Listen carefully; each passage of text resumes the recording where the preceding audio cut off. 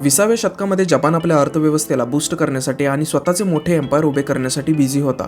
परंतु या कामांमध्ये नॅचरल रिसोर्सेस फक्त जपानला पाठीमागे पाडत होते.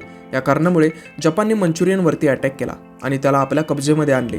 परंतु मंचुरियाला कॅप्चर केल्यानंतर चायना आणि जपानमध्ये सेकंड सिनो जपानीज वॉर सुरू झाला, ज्यामध्ये जपानला विजय मिळवण्यासाठी अजून रिसोर्सेसची आवश्यकता होती.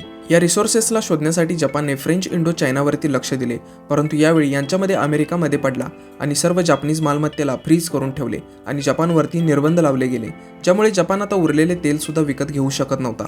आता या तेलाच्या गरजेसाठी जपानने ब्रिटिश मलाया आणि डच ईस्ट इंडिजवरती अटॅक प्लॅन बनवले, परंतु इथे सुद्धा अमेरिका जपानच्या मध्ये येत होता.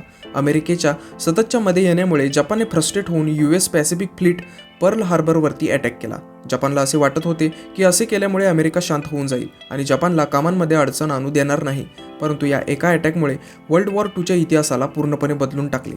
अमेरिकाने आपल्यावर झालेल्या अटॅकचा बदला शांत राहून नाही तर हिरोशिमा आणि नागासाकीवरती न्यूक्लिअर अटॅक करून घेतला.